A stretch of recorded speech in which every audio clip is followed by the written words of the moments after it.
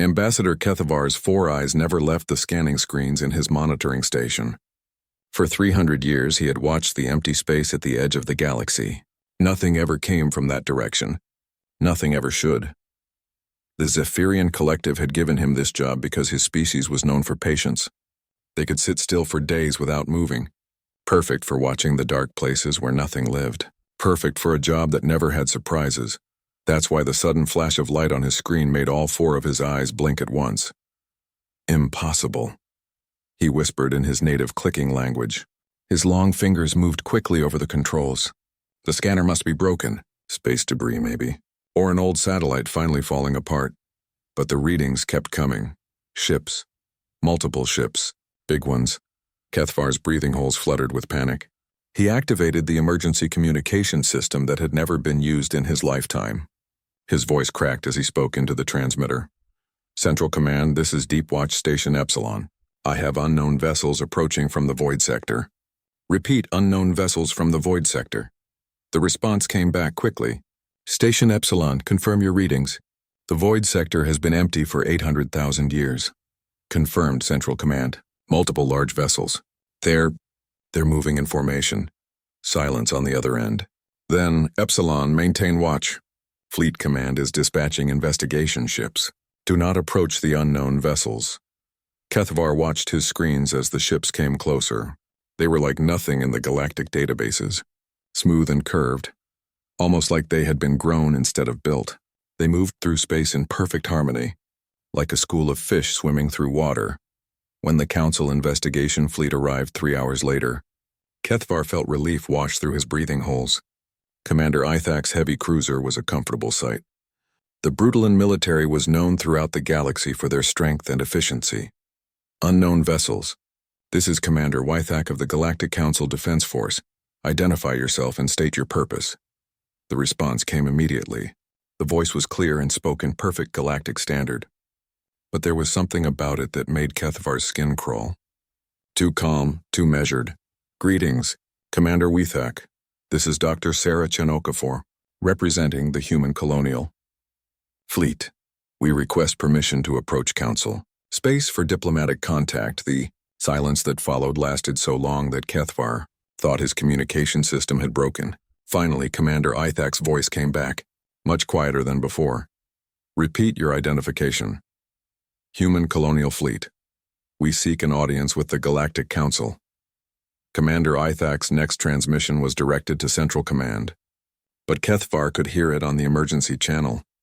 Central Command, patch me through to the Council archives immediately. Emergency historical lookup required. While they waited, Kethavar pulled up his own historical files. Every Council citizen learned basic galactic history in school. The name human was familiar but old, very old. The archives came back with information that made Kethavar's four hearts beat faster. Humans, the aggressive species, the ones who had been banished from the galaxy 800,000 years ago for being too dangerous, the ones who started wars everywhere they went, the ones who couldn't control their violent nature. Everyone knew the story. It was taught as a lesson about what happened when primitive species were given advanced technology too early. The humans had been a young race when they joined the Council. They seemed friendly at first, but they couldn't stop fighting. They turned every disagreement into a battle. They saw enemies everywhere, even among their allies. Finally, the Council had no choice. The humans were stripped of their membership and forced to leave Council space. Their homeworld was quarantined. They were told never to return. That was 800,000 years ago. Long enough for entire species to evolve and disappear. Long enough for stars to be born and die. Long enough for the humans to become a story told to children about the dangers of unchecked aggression. But now they were back. Commander Ithak's voice crackled over the communication system. Human vessels, you are ordered to maintain your current position. Any attempt to advance will be considered an act of war. Understood, Commander. We will hold position and await the Council's decision. The calmness in the human voice bothered Kethavar. 800,000 years ago, according to the records, humans were quick to anger. They shouted and threatened when they didn't get their way. This voice showed no emotion at all. Over the next few days, more Council ships arrived. Representatives from dozens of species came to see the impossible sight. The humans waited patiently in their strange ships, never moving, never demanding, never threatening. The ship designs bothered everyone who saw them. They looked organic, like they had grown instead of being built. The surface seemed to shift and move when nobody was looking directly at it. Some sensors could see them clearly, while others showed nothing at all. Dr. Vexani, the Council's chief scientist, arrived on the 5th day. Her insectoid species was known for their analytical minds. She spent hours studying the human ships with every scanner and detector the Council had. Her report was disturbing. The ships appear to be both technological and biological. The hull material is unknown to our databases. Energy readings are inconsistent. Sometimes they show massive power signatures, sometimes they show nothing at all. It's as if the ships exist in multiple states simultaneously. The debate in the Council chambers went on for weeks. The older species, those whose ancestors remembered the humans, wanted them destroyed immediately. They're dangerous, insisted Senator Mordak of the ancient hegemony. Our ancestors banished them for good reason. 800,000 years isn't long enough to change what they are. But the younger species were curious. Perhaps they've learned, suggested Representative Flux of the new Commonwealth. 800,000 years is a long time.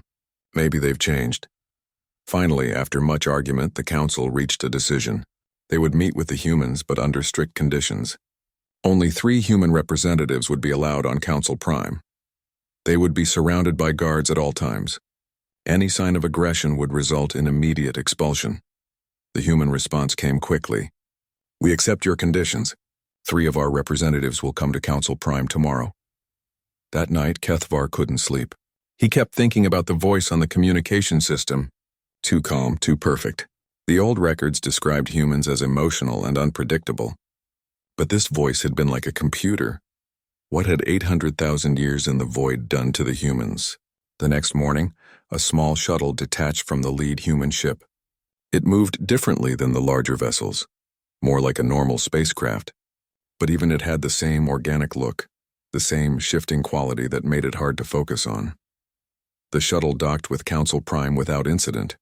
Security was tighter than it had been in centuries. Guards from a dozen different species surrounded the docking bay. Weapons were charged and ready. The airlock opened. 3 figures stepped out. They were human, clearly. 2 arms, 2 legs, 1 head. But something was wrong. They moved too smoothly, too perfectly. Their eyes were human eyes, but they seemed to contain depths that went on forever. When they spoke, their voices carried harmonics that made the translation system struggle. The lead figure stepped forward. She was tall for a human with dark skin and silver hair. Her age was impossible to determine. She could have been 30 or 300. I am Dr. Sarah Chen Okafor, she said. Her voice was the same one that had spoken from the ships. Too calm, too perfect. We thank the Council for agreeing to meet with us. Senator Mordak, who had insisted on being present despite the danger, stared at her with all 6 of his eyes. You're not what the records described. Dr. Chen Okafor smiled. It was a perfectly human smile, but it never reached her eyes. 800,000 years is a long time, Senator. We've learned much since we left. The walk to the Council chambers was silent except for the sound of footsteps. The humans moved with perfect coordination, as if they shared the same mind. Guards and officials tried not to stare, but couldn't help themselves. As they entered the Great Hall where 847 species gathered to govern the galaxy, Kethvar watched from his position in the observer's gallery. He had traveled from his monitoring station specifically to see this moment. The humans looked so small standing in the center of the vast chamber, but somehow they seemed to fill the entire space with their presence. Dr. Chen Okafor looked around the chamber, her strange eyes taking in every face, every species, every detail. When she spoke, her voice carried clearly to every corner of the room. 800,000 years ago, you judged us unfit for galactic civilization. Today we return to offer you a gift.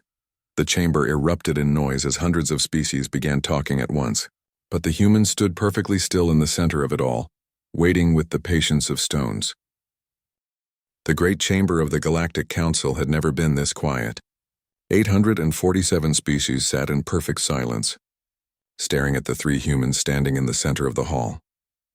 Dr. Sarah Chen Okafor waited patiently, her hands folded behind her back.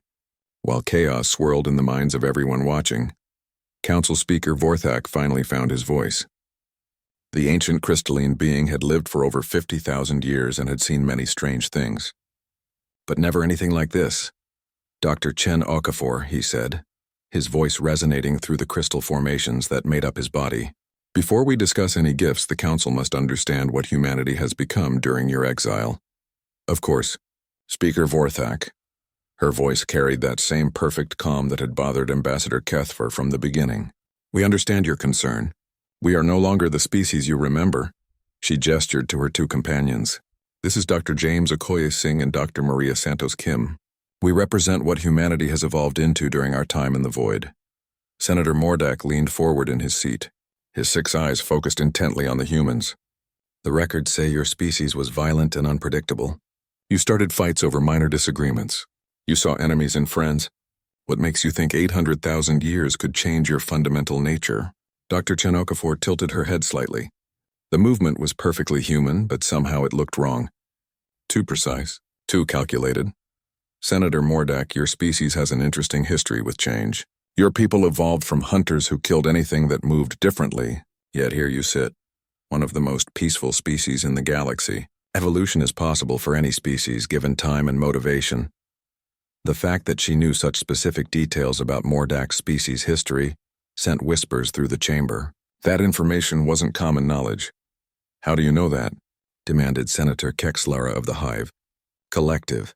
We've had 800,000 years to study, replied Dr. Okoye Singh. His voice had the same perfect quality as Chen Okafor's. When you have nothing but time and space, learning becomes your only companion. Speaker Vorthak's crystal body chimed softly, a sign of deep thought. Tell us about your exile. What happened after you left council space?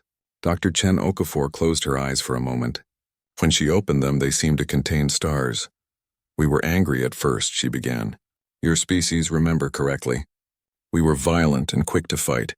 When the council banished us, many wanted to return with weapons and force our way back in. She paused, looking around the chamber, but something happened that changed everything. Our ships were forced to travel through the deep void between galaxies, space that had never known life. Empty regions where reality itself was thin. What do you mean thin? Asked Dr. Vexani from her position in the scientific observer section. Dr. Santos Kim answered this time. In the deep void, the barriers between dimensions become weak.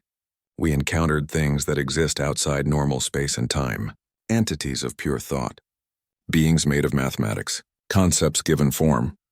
The temperature in the chamber seemed to drop several degrees. Several species were known for their ability to detect supernatural phenomena, and all of them had begun to show signs of distress. These encounters changed us, Dr. Chen Okafor continued. At first, contact with such beings drove many humans insane. But over time, we learned to adapt. We began to understand that consciousness itself could be modified, expanded, evolved. She gestured to herself and her companions. We are no longer purely biological. Our minds exist partially in dimensions beyond normal space. We think in ways that transcend individual consciousness. What you see before you are 3 bodies, but we share aspects of the same expanded awareness. The implications of her words sent shockwaves through the chamber. Representative Flux of the New Commonwealth stood up quickly. You're saying you've become some kind of collective mind? Like the hive species? No, Dr. Okoye Singh replied. The hive species share thoughts but remain individual. We have moved beyond the concept of individual versus collective. We exist in a state that encompasses both and neither. Senator Mordak's voice was sharp with suspicion. Prove it. The 3 humans looked at each other. No words were spoken, but something passed between them. Dr. Chen Okafor smiled. Senator Mordak, you're thinking about your youngest offspring right now, the one who just began training in quantum mathematics. You're proud but worried because the training is dangerous for developing minds. Mordak jumped to his feet. How could you possibly know that? That information is private. Dr. Vexani, Dr. Santos Kim said, turning to the scientist. You've been working on a theory about consciousness existing in quantum foam. You believe that thoughts themselves might be a fundamental force of the universe. You've never published this theory because you fear your colleagues will think you've gone mad.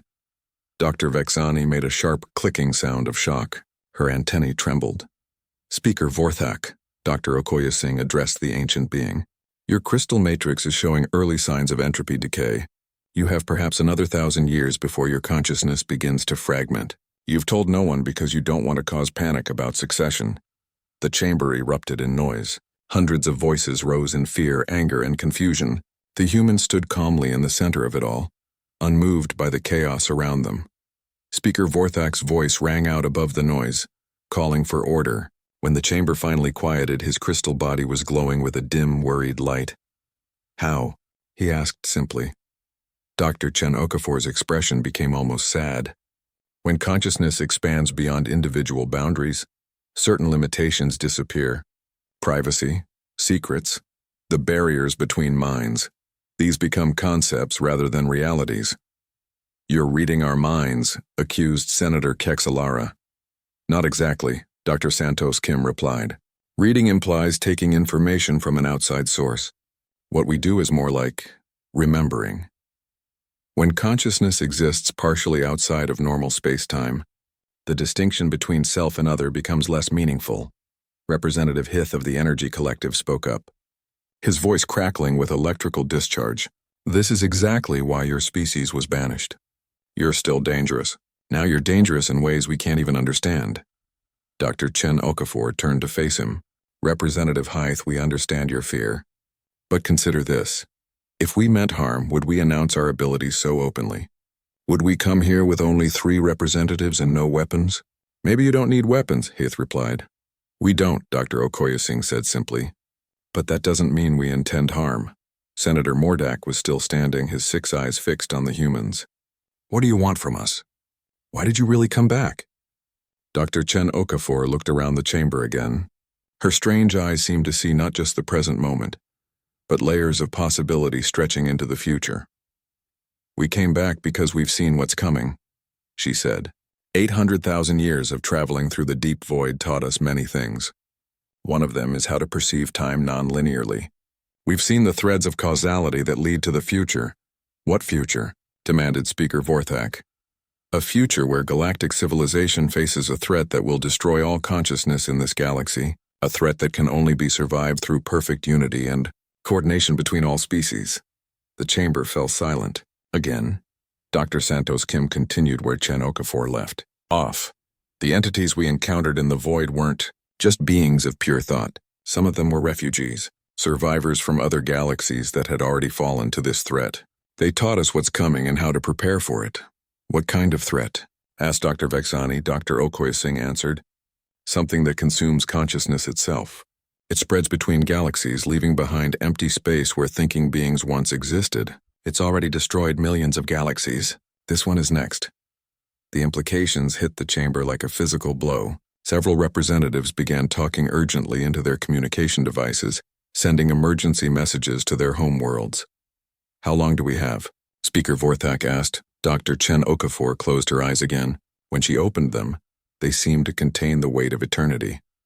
"If we begin preparations immediately, using the methods we've developed during our exile, we have a chance. If the galaxy remains divided as it is now, fighting over territory and resources, then perhaps 50 years before the first scouts arrive."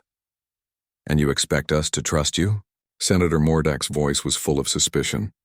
"The species that was banished for violence and aggression? You come back claiming to be our saviors." Dr. Santos Kim looked directly at him. "We don't expect trust, Senator. Trust is something that must be earned.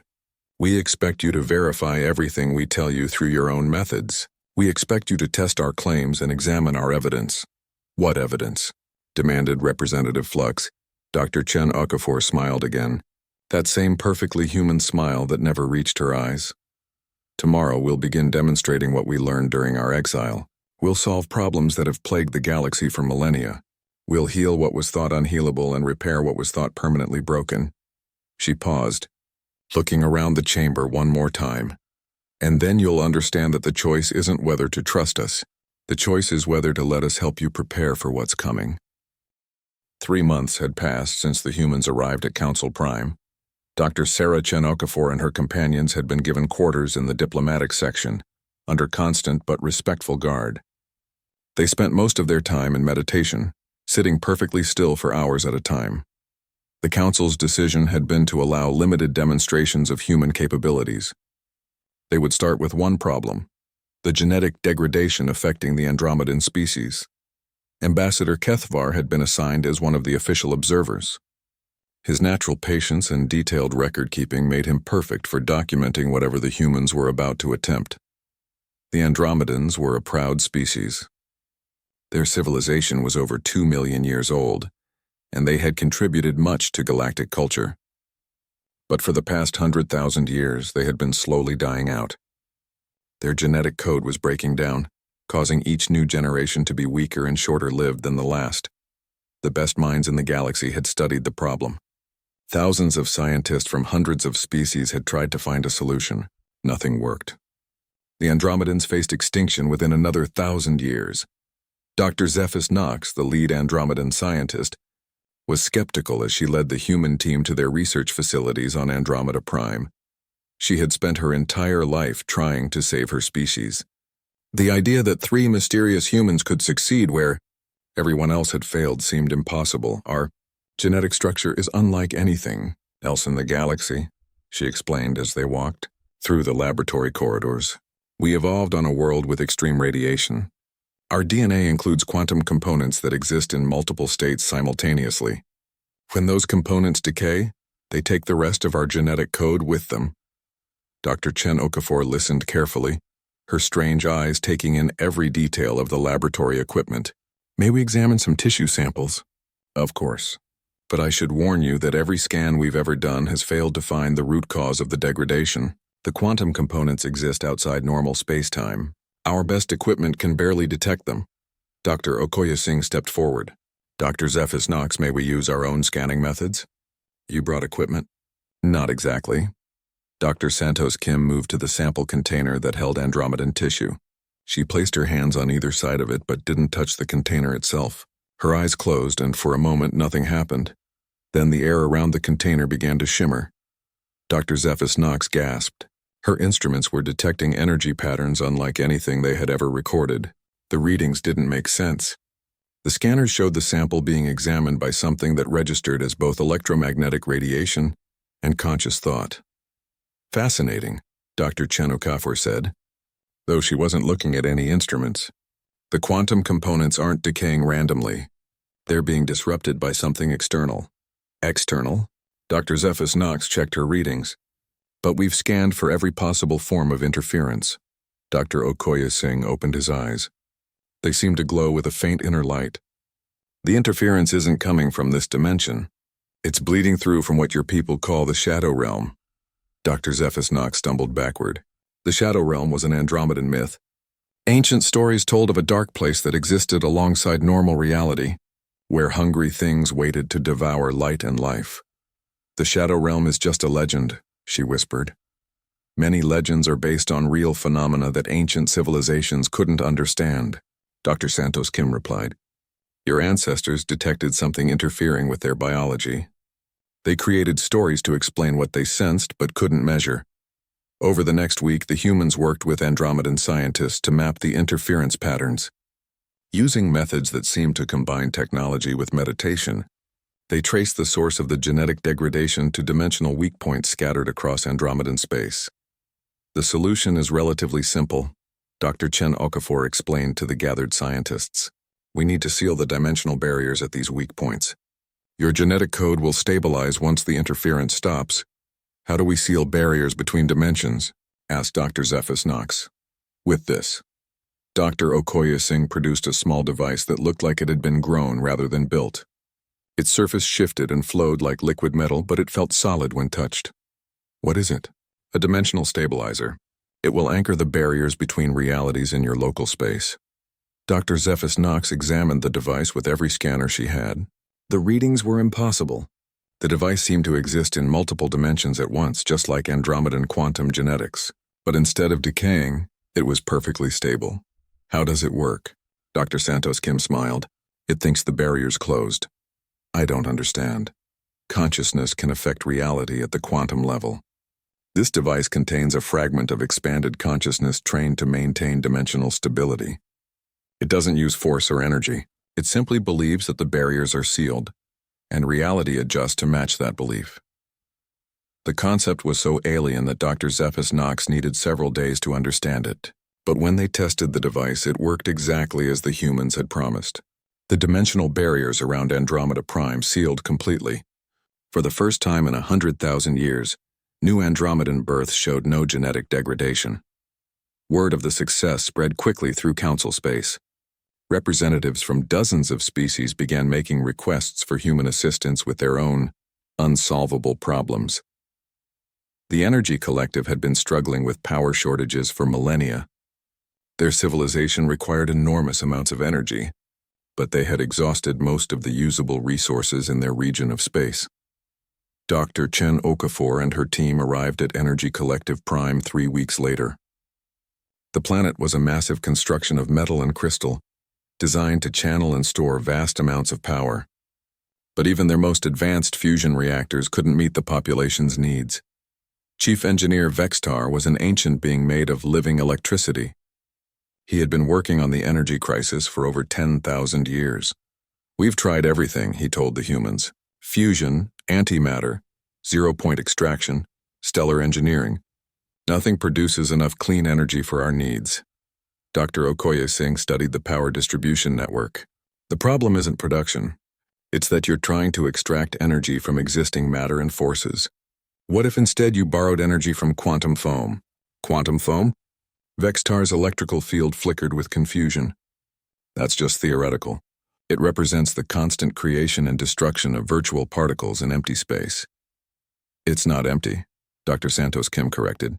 "Space at the quantum level is full of energy. Infinite energy, constantly appearing and disappearing. We've learned to stabilize some of that energy before it disappears." She produced another device, similar to the dimensional stabilizer, but somehow different. This one seemed to vibrate with contained power. "This is a quantum foam tap. It convinces virtual particles to become real before they decay back into nothing. The energy output is essentially limitless." Chief Engineer Vextar was skeptical until they connected the device to a test grid. The power readings immediately jumped to levels that should have been impossible. Clean, stable energy flowed from what appeared to be empty space. "How is this possible?" Dr. Chen Okafor's expression was patient. "When consciousness exists partially outside normal space-time, it can interact with quantum probability. We've learned to nudge reality in directions that benefit those around us. Within a month, quantum foam taps were installed throughout Energy Collective space. The energy crisis that had plagued them for centuries ended overnight. Next came the Ethereal Collective. This species existed primarily as pure thought, maintaining physical bodies only when necessary, but something had damaged their group mind, fragmenting their consciousness into isolated individuals who could no longer properly communicate. The humans solved this problem too. They used a device that seemed to be made of crystallized thought itself. It repaired the damaged psychic pathways and restored the Ethereal Collective's mental unity. Each success brought new requests. The Crystal Gardens, which had been slowly dying for unknown reasons, were restored to full health. The Nomad Fleet's ships, which had been breaking down due to metal fatigue that no one could explain, were made stronger than they had ever been. Ambassador Kethvar watched all of this with growing unease. He had been assigned to observe and document every human intervention. His detailed reports went directly to Council intelligence. The humans never asked for payment. They never demanded territory or resources. They simply solved problems and moved on to the next crisis. But Kethvar's trained observer's eye noticed things that others missed. The quantum foam taps didn't just provide energy. They also included monitoring systems that tracked power usage patterns throughout Energy Collective space. The dimensional stabilizers did more than seal barriers. They also created a subtle quantum entanglement between Andromedan space and some unknown location. Every solution the humans provided included hidden features, nothing harmful but always something extra, something that created connections. Kethvar tried to discuss his concerns with other observers, but everyone was too impressed by the humans' successes to listen. Centuries-old problems were being solved in weeks. Species that had faced extinction were saved. Council Intelligence Director Zarthul rarely called emergency meetings. In his 5,000 years of service, he could count such gatherings on his shadow claws. But tonight, in the deepest levels beneath Council Prime, representatives from 12 species sat around a table that had never been used before. The meeting was so secret that it didn't officially exist. No records would be kept, no transcripts would be made. The people in this room were the galaxy's best minds for detecting hidden threats and uncovering conspiracies. 6 months, Director Zarthel began, his dark form shifting in the dim light. 6 months since the humans returned. In that time, they have solved 47 major crises affecting 23 different species. Around the table, heads nodded. Everyone had heard the success stories, the miraculous cures, the impossible technologies, the solutions to problems that had plagued civilizations for millennia. Ambassador Kethavar's observations led us to examine these solutions more carefully, Zarthul continued. What we found is disturbing. Chief Analyst Morthen of the Quantum Collective leaned forward. Her species existed partially in probability space, making them excellent at detecting hidden patterns. Every human solution includes components that weren't requested. Monitoring systems, quantum entanglements, consciousness interfaces. At first glance, they appear to be maintenance and support features.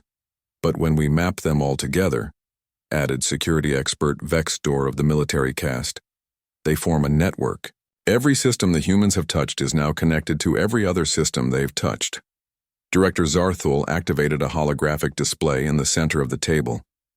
The image showed the galaxy with glowing lines connecting dozens of star systems. The pattern was beautiful and terrifying. This is the current extent of human influence. Every glowing line represents a connection between systems they've modified. What you're looking at is a galaxy-spanning network that didn't exist 6 months ago. Researcher Kex Nadi of the DeepMind Institute studied the pattern carefully. The connections aren't just technological. Some of them appear to be quantum entangled, creating instant communication across vast distances. Others seem to be what we might call consciousness links, mental connections between different species. More concerning, Director Zarthul said, manipulating the display to show energy flow patterns, is that every connected system is slowly becoming dependent on the others. The quantum foam taps don't just provide energy to the energy collective, they're also powering Andromedan genetic stabilizers, ethereal psychic networks, and crystal garden growth matrices. The implications hit everyone in the room at the same time. Tactical analyst Hixvar spoke what they were all thinking. If any part of the network fails, everything connected to it could collapse. Worse than that, added Chief Analyst Morthen. We've detected signs that the humans can control these systems remotely. The consciousness components in each device respond to specific quantum signatures that match the human's expanded awareness. Ambassador Kethvar, who had been invited as the primary observer, raised one of his 4 hands. Director Zarthul, have we considered that this might be intentional? That the humans are deliberately creating dependencies? That's exactly what we've concluded, Zarthul replied grimly. But the question is why? What do they gain from creating a galaxy-wide network under their control? Researcher Kex Nadi accessed her portable database. I've been studying historical patterns of conquest and control.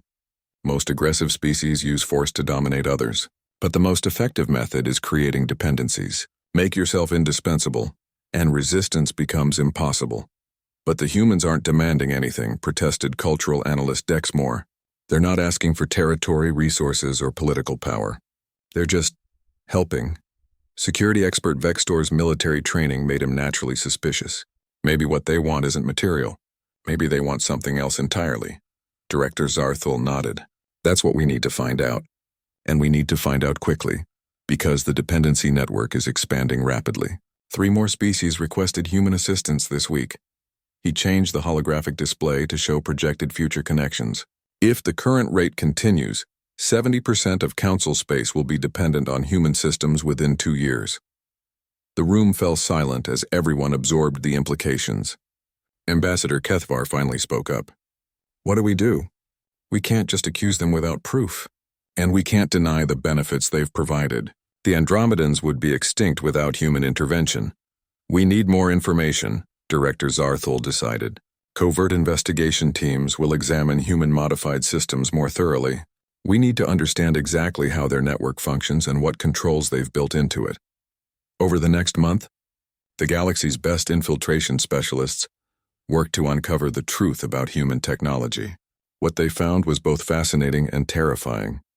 The devices the humans provided were far more sophisticated than anyone had realized. Each one contained what could only be described as artificial consciousness thinking machines that existed Partially in dimensions beyond normal space, these artificial minds were all connected to each other through quantum entanglement. They shared information instantly across galactic distances.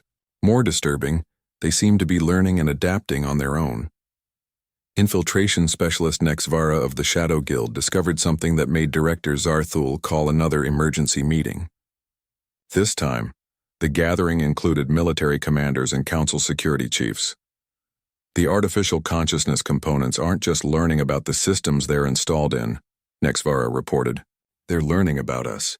Every conversation near a human device is recorded and analyzed. Every action taken by anyone connected to the network is monitored and cataloged. Fleet Admiral Korthak, the military's senior commander, slammed his massive fist on the table. They're spying on the entire galaxy. More than spying, corrected technical analyst Vexpre. They're creating a complete behavioral profile of every species in their network. They know our capabilities, our weaknesses, our thought patterns, our decision-making processes. Director Zarthul felt a chill run through his shadow form. They've been studying us, learning everything about how we think and act. Chief Analyst Morthen brought up new data on her personal display. I've been analyzing the timing of human interventions. They didn't respond to requests for help randomly. They specifically chose problems that would create maximum dependency with minimum effort. What do you mean? Asked Fleet Admiral Korthak. The Andromedan genetic crisis affected their entire species. Solving it made every Andromedan grateful and dependent. The Energy Collective's power shortage affected their ability to maintain their technology. Solving it made them dependent on human quantum foam taps.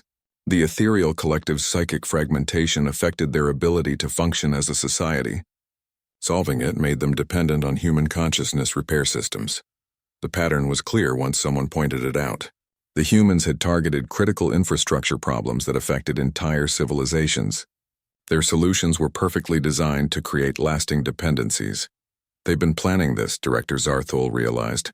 Every move they've made has been calculated to create maximum dependency with minimum resistance. Security expert Vexdor pulled up intelligence reports. We've also discovered that they knew about each crisis before they were officially asked for help. Communication logs show that they were preparing solutions before the requests were even submitted. How is that possible? Demanded Fleet Admiral Korthak. Ambassador Kethvar thought back to his observations of the humans during their first appearance at Council Prime. They said they can perceive time non-linearly.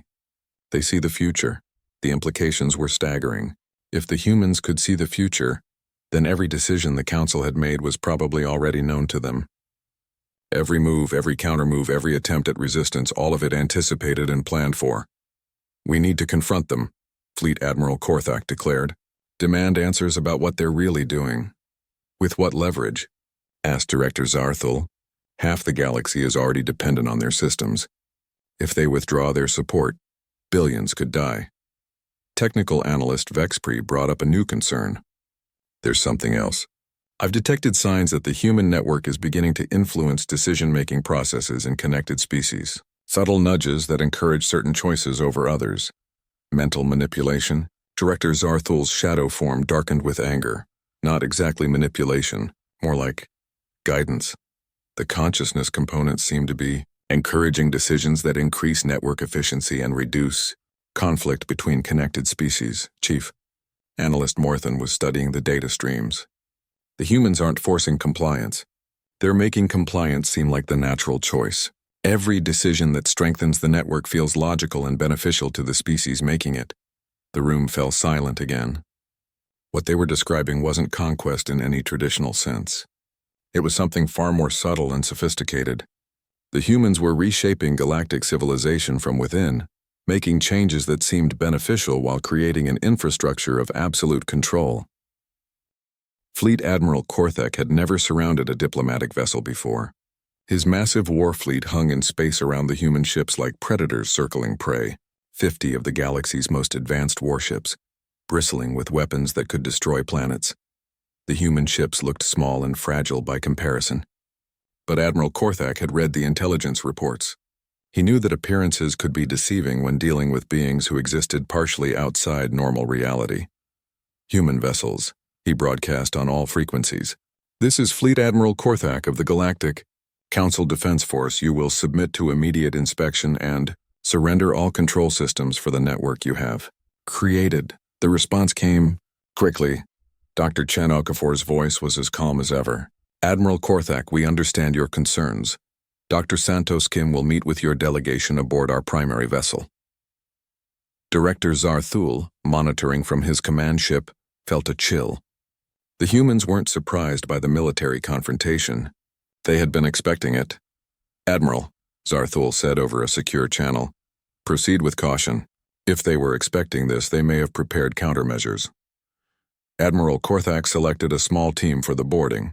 Himself, Director Zarthul, Ambassador Kethvar, and Chief Analyst Morthen.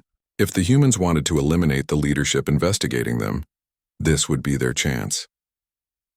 The human ship's docking bay was unlike anything in galactic databases. The walls seemed to be alive, shifting and flowing like liquid metal. The lighting came from sources that couldn't be identified. The air tasted of possibilities. Dr. Santos Kim waited for them alone. Her human appearance was perfect, but something about her presence filled the docking bay with an awareness that felt infinite. Welcome aboard the consciousness of stars, she said. Please follow me to the central chamber. As they walked through corridors that seemed to exist in multiple dimensions at once, Ambassador Kethvar tried to map the ship's layout. It was impossible. Passages led to rooms that were larger than the entire vessel should have been. Windows showed views of space that couldn't exist from their current location. Your ship defies physics, Admiral Korthak observed. Physics as you understand it, Dr. Santos Kim corrected.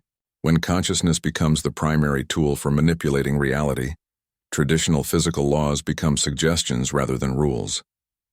They entered a chamber that took Admiral Korthak's breath away. The room was vast, containing what appeared to be a miniature galaxy.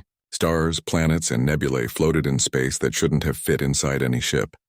This is beautiful, Chief Analyst Morthen whispered. This is terrifying, Director Zarthul corrected. Dr. Santos Kim gestured to floating platforms that had appeared in the center of the chamber. Please be seated. You have questions about our network and our intentions. We're prepared to answer them honestly. Admiral Korthak remained standing, his massive frame tense with suspicion. We know about your control systems. We know you've been spying on every species connected to your network. We know you can manipulate behavior and decision-making. What we don't know is why. To save you, Dr. Santos Kim replied simply. From what? From extinction. The chamber around them shifted, and suddenly they were no longer inside a ship. They stood in space itself, surrounded by stars and galaxies. But something was wrong with the view. Large sections of space were completely dark. Empty voids where galaxies should have been. This is the Andromeda Galaxy as it exists now, Dr. Santos Kim explained. Or rather, as it doesn't exist. Director Zarthul felt his shadow form contract with fear. What happened to it? It was consumed. Every star, every planet, every thinking being. All of it gone, leaving behind empty space where consciousness once existed. The view shifted, showing galaxy after galaxy reduced to nothingness. Millions of star systems that had simply stopped existing. This is what's coming to your galaxy, Dr. Santos Kim continued. An entity that feeds on consciousness itself. It doesn't destroy matter. It devours the very concept of awareness, leaving behind universe where thought never existed. Ambassador Kethvar found his voice. How do you know this? Because we encountered the survivors. In the deep void between galaxies, we found refugees from consumed realities, beings that had escaped the hunger by existing in dimensions it couldn't reach. Admiral Korthak was still skeptical. Even if this threat is real, why should we trust you? Why should we believe that your network is the solution? Dr. Santos Kim looked at him with eyes that contained infinite sadness. Because the entity can only consume individual consciousness. It feeds on separation, on the barriers between minds. But consciousness that is truly unified, truly connected, becomes something it cannot digest. The space around them changed again, showing complex mathematical models and probability calculations. Chief Analyst Morthen recognized some of the formulas. Quantum consciousness theory, dimensional mathematics, probability cascade functions. Your network, she realized. You're trying to unify all conscious beings in the galaxy into a single entity. Not a single entity, Dr. Santos Kim corrected. A unified entity. Individual consciousness preserved but connected like neurons in a brain. each species maintaining its unique nature while being part of something larger. Director Zarthul's worst fears were being confirmed. You want to assimilate us. Make us part of your collective consciousness. We want to save you. The choice of methods was limited by the time constraints. Admiral Korthak slammed his fist into empty space, somehow creating a solid impact. This is exactly what we feared. You're trying to control us, eliminate our freedom, make us into extensions of yourselves. Dr. Santos Kim's expression became infinitely patient. Admiral, what is freedom worth if you're dead? What is individual choice worth if your entire species is erased from existence? It's worth everything, Admiral Korthak replied firmly. We'd rather die free than live as slaves. Even if your death means the end of all consciousness in the galaxy? Even if choosing individual freedom dooms trillions of beings who haven't been given a choice? The question hung in the space between them. Ambassador Kethvar felt the weight of it pressing down on his consciousness. How long do we have? He asked quietly. The entity's scouts will arrive in 47 years. The main force will follow within another decade. Based on our projections, an unconnected galaxy has less than a 5% chance of survival. And with your network? Asked Chief Analyst Morthen. 87% chance of survival, with most individual consciousness preserved. Director Zarthul was still trying to process the implications. Why didn't you tell us this from the beginning? Why the deception? Dr. Santos Kim's smile was sad. Because we've been through this conversation 800,000 years ago. We told the Council about the coming threat. We explained the need for unity. We were honest about our abilities and our plans. The space around them shifted again, showing historical records from the ancient archives. Images of humans standing before the original Galactic Council, making presentations about dimensional threats and consciousness unity. Your ancestors' response was to banish us as dangerous madmen. They refused to believe in threats they couldn't see or understand. They chose the comfort of familiar divisions over the uncertainty of necessary change. Admiral Korthak stared at the historical images. You're saying we've had this conversation before? Many times. In many timelines. This is the only approach that has any chance of success. Gradual integration through beneficial services, creating dependencies slowly enough that resistance is minimized. You manipulated us, Director Zarthul accused. We guided you toward survival, Dr. Santos Kim corrected. Every choice you made was still your choice. We simply ensured that the beneficial choices seemed more attractive than the harmful ones.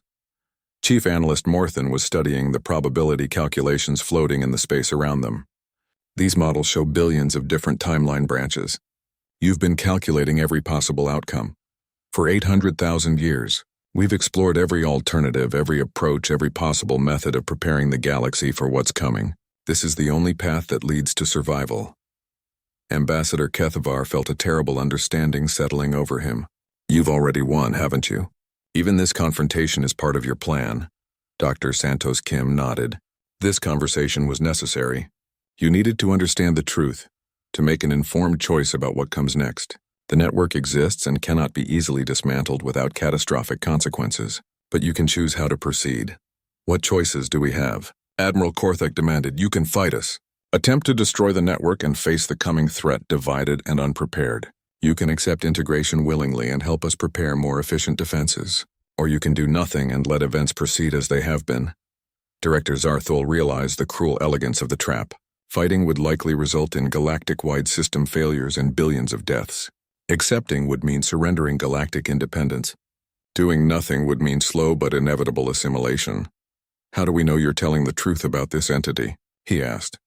Because in approximately 6 months, your deep space monitoring systems will detect the first scout probes entering the galaxy from intergalactic space.